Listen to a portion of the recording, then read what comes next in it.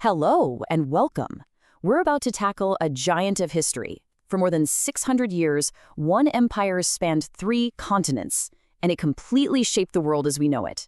We're talking, of course, about the Ottomans, and today we're going to try and tell their incredible story from beginning to end. Exactly. And to do that, you have to ask some really big questions. I mean, how does a small group of warriors even start to build a global superpower? Once you have it, how do you possibly hold together an empire with dozens of different cultures and religions? And maybe the most important question of all, what did they leave behind for us? Okay, so let's start right at the beginning. How on earth does a small emirate, a principality in Anatolia, even begin to think about becoming a world-class empire? Well, by the 1500s, that dream had become a jaw-dropping reality. It's kind of hard for us to wrap our heads around now, but for Europeans at that time, the Ottomans weren't just another power, they were the superpower. A Venetian ambassador put it really simply. He just said the Sultan is the most powerful. And he wasn't exaggerating. They had the land, they had the money, and they had a military that was feared and admired across the entire known world. But that brings up a really interesting problem. As they expanded, they often had to fight other Muslim states. So how did they justify that? Well, this is where you see they were masters of both law and public relations. The reasons they gave were always perfectly tailored to the situation. When they fought smaller Turkoman rivals, the argument was pretty straightforward. Hey, you're getting in the way of the Holy War. But against a massive power like the Mamluks in Egypt, they needed something with more punch.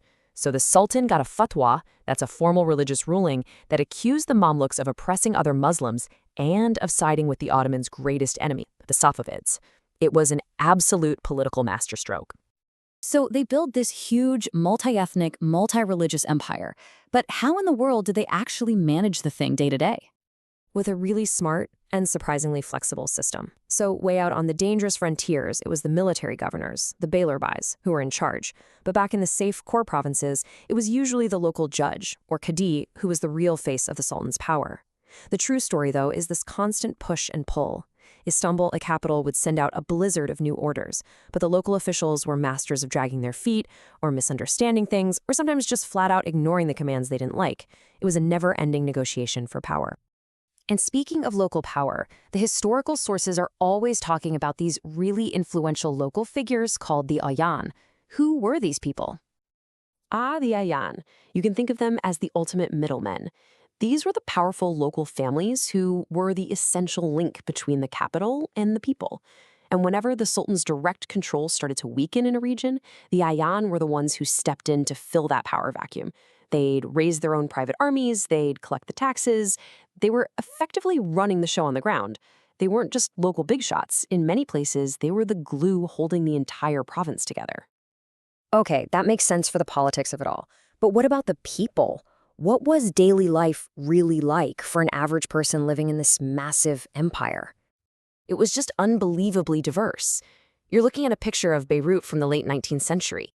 It basically went from being a sleepy village to a massive international port, one of the most important in the whole Mediterranean.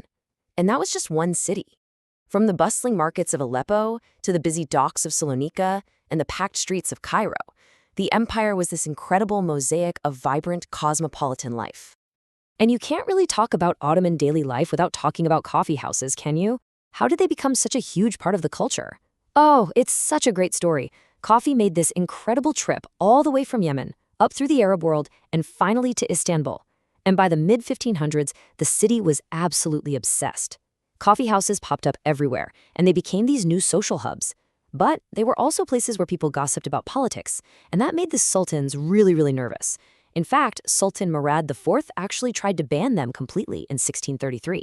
But of course, it didn't work. People's love for coffee was just way too strong to stop. And at the very heart of almost every city and town, you'd find these incredible charitable complexes called kulliye. I mean, just picture this. Built around a huge mosque, you would also find schools, a hospital with a medical school attached, a hospice for travelers, and a massive public kitchen. The one at the Süleymaniye Mosque in Istanbul fed over 1,000 people every single day, completely for free. This wasn't just charity, this was the entire social safety net built right into the fabric of the city. Okay, we're about to make a big turn from the empire's golden age to its greatest challenges. If you're enjoying this story, this is a great time to hit that subscribe button to join us for more deep dives into history. All right, so we've seen the empire at its absolute height. But as we know, no empire can last forever. What were the big challenges it started to face, and how did that long, slow decline really begin? Well, the challenges started coming from everywhere at once. On the outside, the 18th and 19th centuries were just a brutal series of military defeats. In 1718, they lose huge pieces of the Balkans to Austria. Fast forward about a century, and at the Congress of Berlin, entire countries, we're talking Serbia, Romania, Montenegro, are just carved right out of Ottoman territory and given their independence. You can literally watch the map of the empire shrink decade by decade. But right in the middle of all this, there was this famous period of art and culture called the Tulip Era. What exactly was that all about? It was this short, glittering moment of peace and high culture, but it was also a time of just unbelievable extravagance at the court. The elites were all trying to outdo each other, building these lavish palaces and throwing ridiculously expensive parties. It all came crashing down in 1730 with a massive rebellion. And what's really important to understand is that the uprising wasn't a reaction against Western-style reforms. It was a furious popular revolt against the elites who were flaunting their wealth while the state was struggling. And the threats weren't just coming from the outside. In many ways, the empire was also rotting from within. For decades, huge internal uprisings, called the Sileli revolts, basically tore Anatolia apart. And this wasn't just a simple peasant rebellion. It was total chaos. You have rogue governors, unemployed soldiers, and starving farmers all rising up against the Sultan at the same time. It was pure anarchy. You know, it's wild how sometimes these enormous historical events get kicked off by the tiniest, silliest things. What is this story about the French invasion of Algiers? It is truly one of the most absurd and telling stories from this whole period. The whole thing started over a financial dispute. The local Ottoman ruler of Algiers, the Dey, was arguing with the French consul. He lost his temper, and he hit the guy in the face with his fly swatter. That's it. France used that one single insult as the excuse they needed to invade and occupy Algiers in 1830.